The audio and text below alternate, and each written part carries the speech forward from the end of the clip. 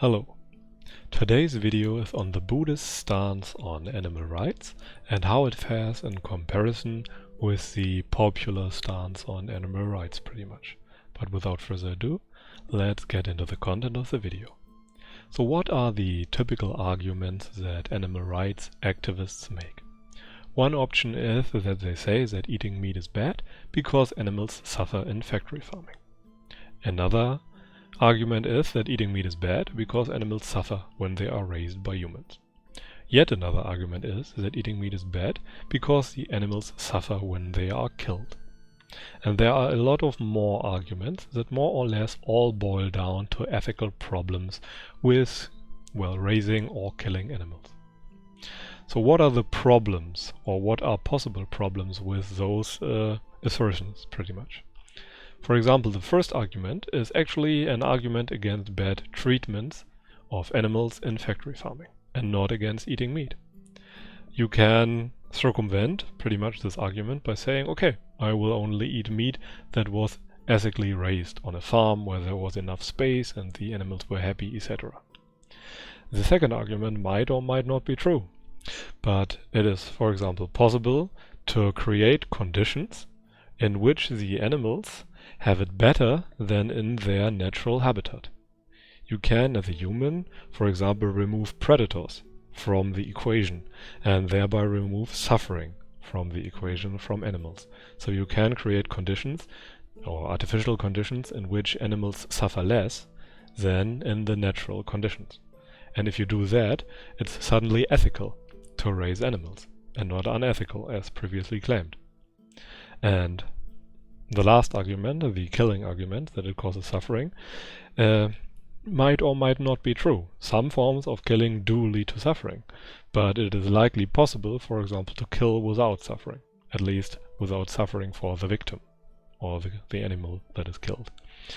And even if it isn't possible, all beings must die. That is a very important observation.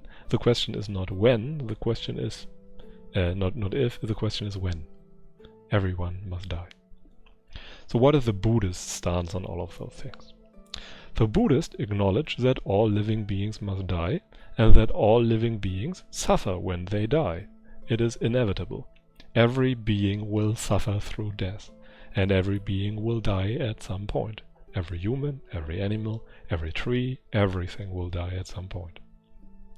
However, and this is unique to the Buddhist stance, the killer also suffers bad consequences, bad karmic consequences from the act of killing, maybe even more than the victim, according to Buddhism. And the intention of killing influences your future acts, words and thoughts. Killing by accident, for example, or in self-defense is rather unproblematic in Buddhism. And many people that are unfamiliar with Buddhism interpret acknowledging the killer's future suffering as a victim reversal. And, well, that is rather natural, and I can understand that in a sense. But if you do not acknowledge the killer, you can always find an argument that legitimizes killing.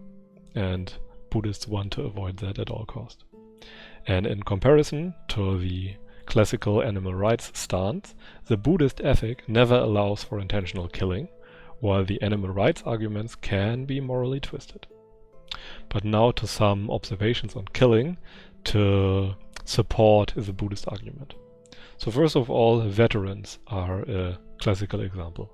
Veterans, for example, have an astonishingly high suicide rate and PTSD rate, and generally a very low standard of living. And veterans are people that kill other people. And you can pretty much correlate those two and come to the conclusion that there is something about the act of killing, at least of killing people, that, twists or distorts your mind and leads to great suffering for the person that kills. Either the law will make sure of that, or your own mind will make sure of that. And you cannot hide from your own mind. Another example would be butchers. Butchers generally have a very low standard of living and are typically emotionally numb, because you need to be emotionally numb to deal with all the killing. When you kill for the first time, you are extremely hesitant. You do not like that, and to actually do that repetitively or more often than once, you have to numb yourself. And people also suffer from those things. Another example would be hunters. First-time hunters, and sometimes even seasoned hunters, experience extreme shaking and agitation shortly before or after killing an animal, and generally have a very low standard of living. In Germany, that phenomena is called Jagdfieber or hunting fever. And all those things are just evidence, but no proof, and I know that very much. But there seems to be something about the act of killing that leads to suffering for the persons that are involved. Or people of a very low standard of living tend to opt in for such options. But let's now come to a more formal deduction. So first of all, what are general goals of an ethic? One goal might be that we try to minimize animal suffering, as displayed here. And the implication of that is that you can find a type of livestock farming that is preferable to the natural conditions and thus legitimize killing. All beings must die and all beings suffer while dying. The suffering with death is inevitable, so raising animals can be done, since when we only want to minimize animal suffering, this is possible. The goal too here is that we want to minimize the overall suffering but disregard the killer. In that case, we can try to minimize overall suffering, and you can argue that it is possible to make sacrifices for a greater good. And that makes ethics to, well, let's call it moral arithmetics. If you kill an animal to feed enough good people, then it's probably moral. Such arguments can be made in such a case. And the third goal, we try to minimize the overall suffering and acknowledge the suffering of the killer, the future suffering, is special. If we minimize overall suffering, we have to respect the future suffering inflicted to the killer. If we do not do that, we can always find excuses why it is okay to kill. But if the killer also suffers from the killing, then we have a solid argument against killing, because at that point the overall suffering will always be greater when the killer also suffers. And killing animals can only be fully unethical when the killer inflicts future suffering on himself, which we can observe, for example, in veterans and butchers, etc., who have a very low standard of living. Only then is the ethic truly solid. Without that, you can always come up with some form of arithmetics in which it is okay to kill. Only with the killer respected you can make an argument against farming animals, for example. Okay, but let's now come to the summary. What are the takeaway points? First and foremost, and I find this very important, people tend to overlook that suffering and death are inevitable. They act like animals would not die if they were not farmed by humans. But animals would die. Everything dies. That is just the basic law of nature. And in Buddhism, the act of killing is the problem, not the act of eating the meat. Eating an already dead animal is a pure mechanical act that has no karmic consequences, pretty much. But killing and the associated intentions influence your future decisions and your future well-being.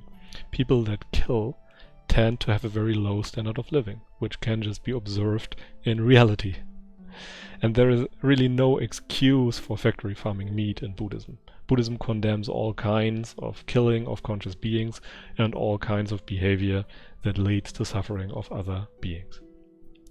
And only an objective ethic that is based on real observations, that respects future consequences for all beings involved, and includes the aggressor or perpetrator, can be complete and consistent. And those things can serve as a guide for behavior, as a good guide for behavior.